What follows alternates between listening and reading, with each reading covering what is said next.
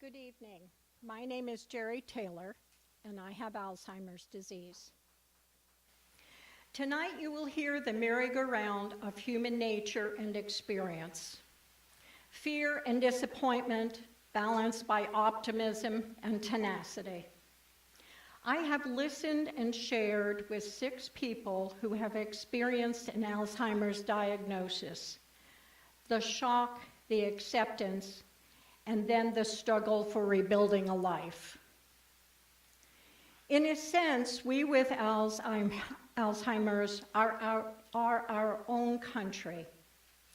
We have learned to accept not being totally understood, but yet we feel the good intentions of others. And just like traveling in a foreign country, we search for maps to guide us. Sitting with others like ourselves, we share strategies to navigate the new map that Alzheimer's has imposed upon our brains. But we are not alone in the need to navigate new ways of living. Be it life or death, happy or sad, all people at some point need a revision of what they assumed would be their life journey. Tonight, you will hear the struggle of acceptance of a new idea of self. You will hear the persistence and desire to enjoy life.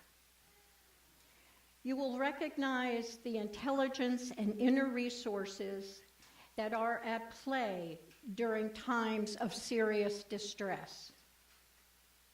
Many writings and art forms reach to create the human condition that you will experience firsthand tonight. The difference is that this is real, and it carries the evidence of truth and real lives. Listen to these stories, and you will learn more about human nature. Listen to their reflections carefully, and you will go home with the jewels of their wisdom in your pockets. Thank you.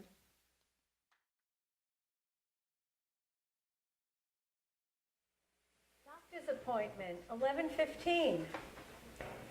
Pick my shirts up Take at out the cleaners. Take out the garbage. Refill prescriptions.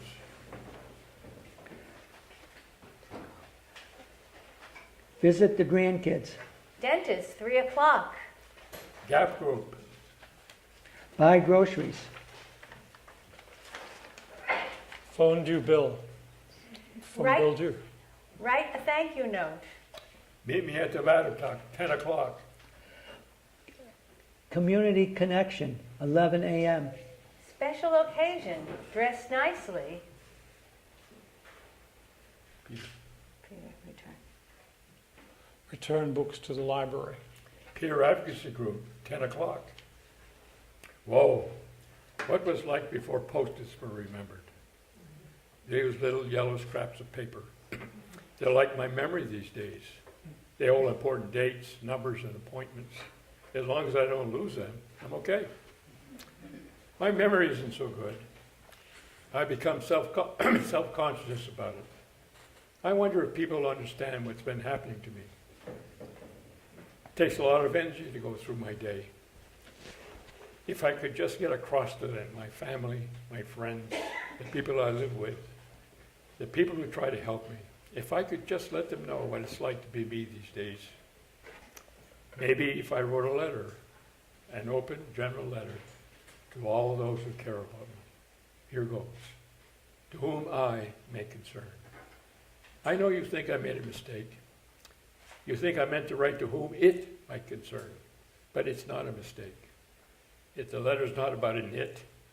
It's a nameless object. This letter's about an I, and that is me. I'm writing to let you know what it's like to be me these days. This is not just any letter to some unknown person or persons, a form letter that complains or advises. And don't worry, this is not going to be one of those general holiday letters, either that people send to brag about their above-average kids or hyperactive schedules. No one brags about the way my life has changed now. Actually, most people don't even let others know about it. Most people keep quiet about this. You see, I've been diagnosed with dementia. Sounds bad, right? Actually, it's a terrible word to lose one's mind. But you can see I haven't lost my mind. I have some problems, yes, but I'm still living my life one day at a time. Which brings me back to the purpose of my letter. I want to share with you what it's like to live with cognitive changes. Yes, it presents many challenges, but that doesn't mean my life is terrible. And it doesn't mean I don't want to feel connected and valued, and that I still feel I have much to offer. I want so much for you to understand that, because I think it would help me when we're together. I can't always find the words to do it when I'm with you in person. Actually, that's part of the problem. Sometimes my mind goes blank, and by the time I find the words, you've already moved on to the next topic. I'm hoping a letter will be a better way to share my thoughts with you. A letter allows me to find words without losing your attention. So here goes. Let me start with the beginning, which takes me back to the first days of memory tests. CAT scans, changes in our work, personal lives. Those were scary times. I've spoken to many others who have gone through the same thing for all of us. Getting a diagnosis was the beginning of a whole new chapter in our lives. I know something is changing for me. I'm having trouble remembering. Well, I always have, but now it's worse. I went to the doctor and we did all these tests. I guess the MRI found a lot of white matter, gray matter, white matter. What does it matter? My doctor told me that the only way to be sure about Alzheimer's is at autopsy. That's not a really good time to be sure.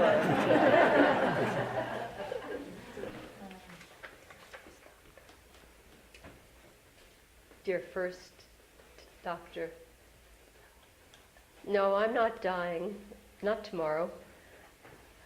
And no, I'm not crazy, but I think you may be. We met. I wanted to find out how to live my life, not get a diagnosis. I know it's Alzheimer's, so let's get on with it. It's something I don't fully understand, but I will. My speech is changing. My memory is changing. But I'm leading my own team. Dear second doctor, you're right. You're right. I do have spunk. And I'm glad we're on the same page. Let's stick with honesty. Because if I'm the only me you're going to get. Dear boss, we had a great relationship. We were friends. And then I had an Alzheimer came. One day working, the next day home, no explanation. My brain stopped counting numbers like before. And you never think it will be you. Now that person is me, and it sucks. I love my job, all I wanted was a chance. And I may have trouble, did that one? Yeah, that's right. Counting, but still I count.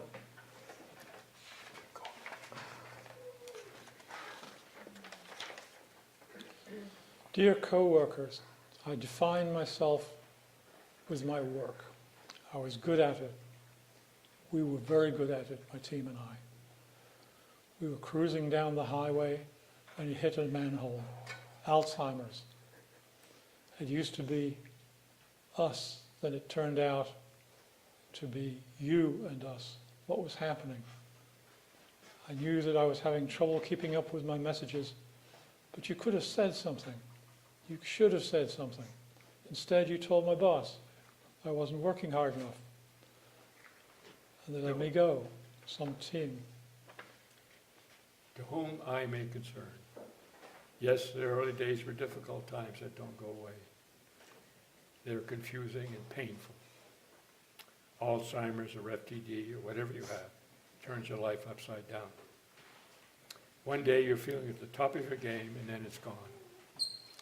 In the days leading up to the diagnosis and for a long time afterwards, you were pretty much in shock.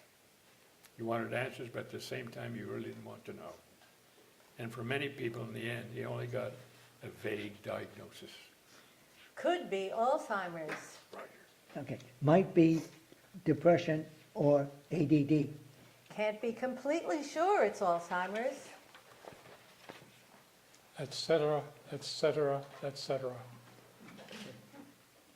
Feels like a crapshoot. They give you a handful of pills and a new appointment in 6 months. 6 months? My life has just gone out the window, and he says, see you again in 6 months? Now what do I do? We adapt. Actually, we adapt old habits to make them work for us now. For example, a notebook in your pocket.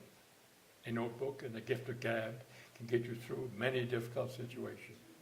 Everyone finds a way to cope. I've heard some amazing stories from people who are going through the same things as me. Dear whatever you are, I can't just go to the doctor and get rid of you.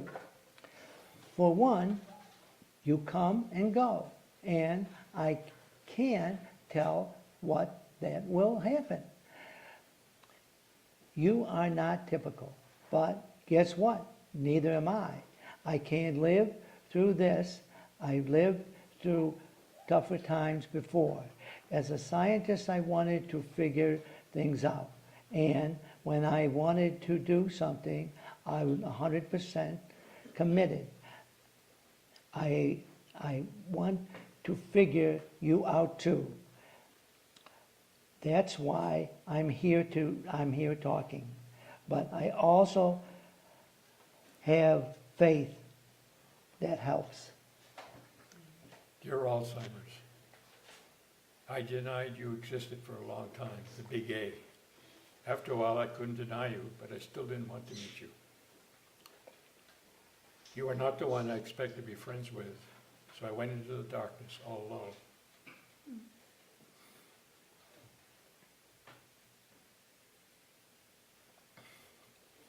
But since then, we worked together to show the power of color, the power of creativity, the power of the present moment, the finding of a new spirituality, and the power of purpose. And I had to meet you to get purpose. Surprise! At first, is it in the meal already? Yeah, of course, you're right. Okay. At first, my life was shades of gray. Now it's filled with color. The dark cloud is still there. I still have nightmares. You are still counting like a train coming down the tracks, and I'm trying to skate above it. I have purpose. Makes me whole. What a blessing. Dear Alzheimer's, I don't want to live forever. I never asked for that, but I want to live now and be whole. When you knocked on my door, I had to ask myself, what am I going to do? Just sit around, talk, music? No way. I know that I have a chance to do something really good with my life. I'm doing it right now. To whom I may concern. So we're doing our best to adapt, to continue living our lives, but the ground under our feet is always shifting. For some people, the awareness came quickly because they already had a family member with dementia, a mother, a father, or a sister. Hard to fool yourself when you've already lived through it with a loved one or a friend. But even if you know what Alzheimer's is about, living today is a real challenge. Forgetting, that's a big part of it. Thoughts come a bit slower. Words are missing. Your mind goes blank. How can we explain it all? Someone summed it up very well in one little phrase. Just give me a minute. Dear co-worker, we used to be friends, but then, suddenly one day it was like I wasn't there, but not there. You moved on without me, but I moved on too. In school, everything was black and white. There is always shades of gray. Some people don't know much about it. Others just don't want to listen. To be honest, I don't know how to explain it either. Let's talk now. Let's start there. Dear family and friends, I used to carry the whole world. Now I know it's too heavy. There are things that we can do for one another, and you're helping me carry on. I still want to go to bed at night saying, wasn't that a good day? So I've learned to ask what I want and what I need. You may not always get me, but I know you'll always love me. Thank you. Dear Stigma, now I know you. I see you in ways others speak with me, the way they interact with me, the way people do things for me unnecessarily. Being stigmatized, I now have compassion for those who experience it too. But wait, there's a cure to stigma. Let me tell you my story. You're on, Peter.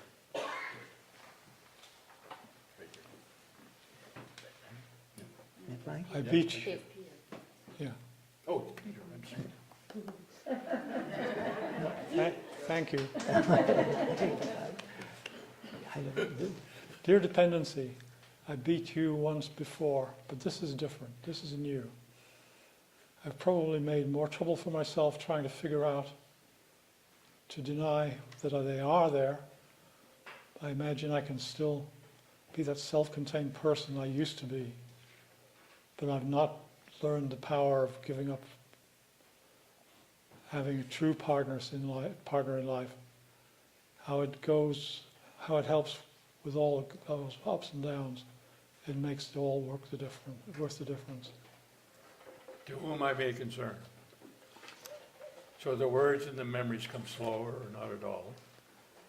The disease was a way of silencing you. The plaques and tangles are doing their job, whatever that is. But we're not the only ones who are changing. Dementia has a way of changing the people around us too. We have friends and loved ones, and even healthcare professionals, who treat us very differently when they learn we have cognitive changes. The disease can bring out the best in people and also bring out the worst. But I've heard stories that really warm your heart and others that make you cry. This is your way.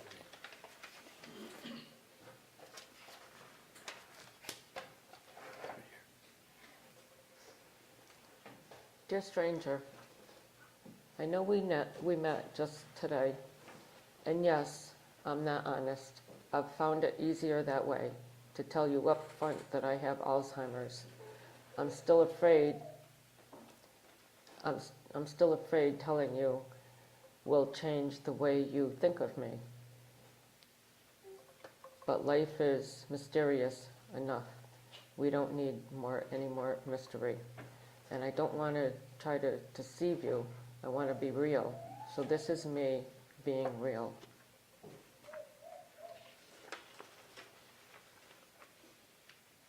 Oh, it's me. Dear society, I'm probably scary to you for many reasons.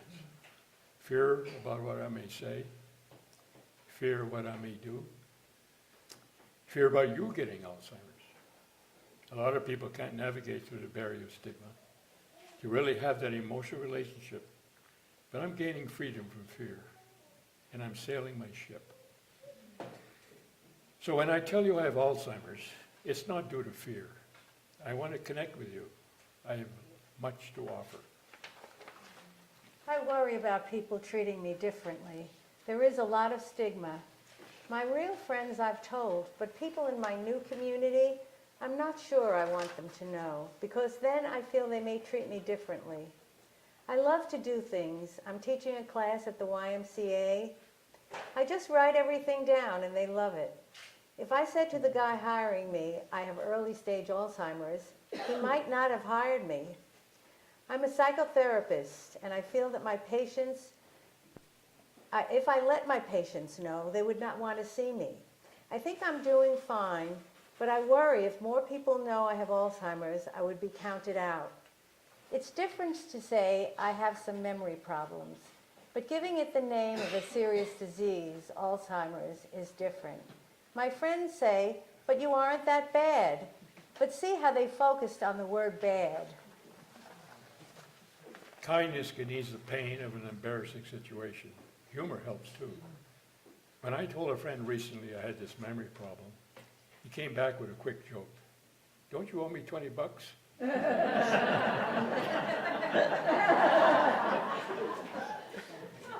Friends can be great. My partner thought I was a good cook all these years. Well, when we moved from New York, I couldn't hide it anymore. All those meals he thought I cooked, it was really takeout. I have memory loss, but I guess I still have a few tricks up my sleeve. Dear research team, I think there's something wrong with your tests for my next research study. How could I fail for scoring too high? But I guess first time that ever happened to me. I guess I'm not in your study. But hey, that's a good thing, right?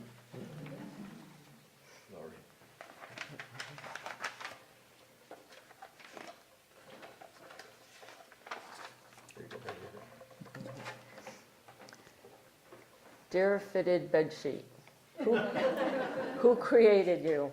Not somebody living with Alzheimer's.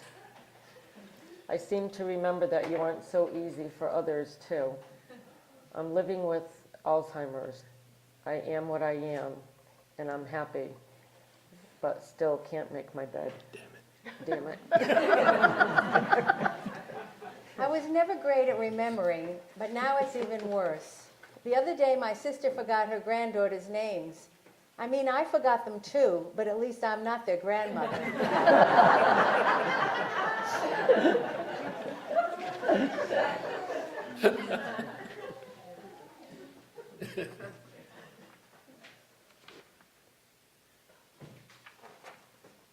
Oh, it's Bobby. To whom I may concern, some doors open, others close. But through it all, we hold on to hope. Hope that we're seen for who we are, what we can do, and how we can make a difference. Not what the diagnosis we received. I've done a lot of good things in my life. Written books, been director of volunteer services. It's not that I want more. I simply want to keep living. It's been a time of discovery, a challenge, and joy. I don't need people to tell me I'm good or bad. I know who I am. I've started to tell people I have Alzheimer's. Now I realize I shouldn't be so cheery. People don't know what to do. But for me, I wanted to tell. Would you like to know about anything? From that point on, it's about connecting to others with the same experience as a grounding point. We all need help, no matter what the person's experience is. I hope others say she's keeping her job. She's doing her job. She's moving on with her life. Does it get better than that? I'm the freest now I've ever been. At 85, can negotiate death. Maybe another year, one more after that. With the addition of Alzheimer's, there's no more negotiation. Now's the time. So with that understanding, for the first time living my life without worrying if I'm doing is right or wrong, I'm willing to risk and act. And so far, this has been a positive experience. Who knew it would be a blessing to be diagnosed with Alzheimer's? With my diagnosis, I now experience and understand what it means to be stigmatized. I now can better relate to others who are stigmatized, regardless of why. My full purpose now is to work as hard as I can to help reduce the level of our stigmatization that our society has so heavily placed on us. That's why I'm here. That's why we're all here tonight. I would hope that things like this help. Everything I do gives me hope. I'm going on and learning. I'm now playing ping pong and doing jitsu. I know I'm having short-term memory problems. It's like it slips away from my mind. But I'm at my best when I'm seeing my psychotherapy patients. I can connect with them. And I feel as long as I can contribute to their lives, I'll go on as long as I can, and they do see improvement. I talk there with people at such a deep level, and I care about them so much. I value deep communication with others. It's so important. I want that in my life and to share that with others. To whom I may concern. What more can I tell you? Let me just end by going back to the I of your concern. You can see from our stories that we're ordinary people trying to make the most of a difficult situation. We don't want to disappear. We want to remain connected to others and to our communities. We're doing all the things the experts say we should be doing. We exercise our minds and our bodies. We even keep up with the research and take those pills. We also try to forget. I know this may sound funny. Forgetting is the heart of the problem. But we do try to forget about it. We don't want it to define us. We are more about our memory. And on that note, let me end this letter. Enough about me. How are you these days? Let's get together soon. And thanks for listening and for your concern. Fondly, Bob. Laurie. Gratefully. Gratefully. Gratefully, Lori. Roger. Hopefully, Roger. Warmly, Peter. Affectionately, Pat. With love, Tricia. We don't hope to be supported, cared for, or enabled. We never expected to be supported or enabled in this way. Now,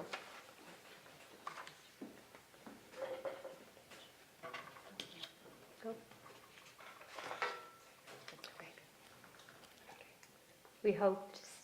We hope to be seen, known, and understood. We must be seen and known and understood. We must be honored, included, and valued as full members of our communities.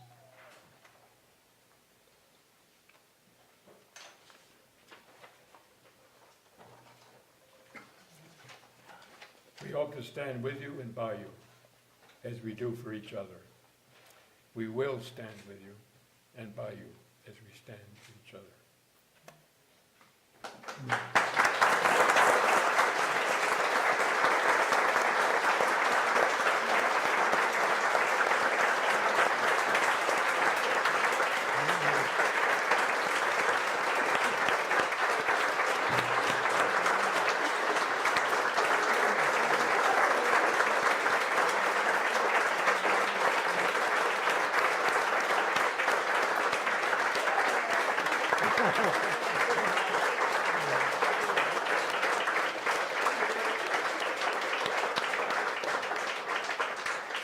Wow. Thank you. Thank you so much.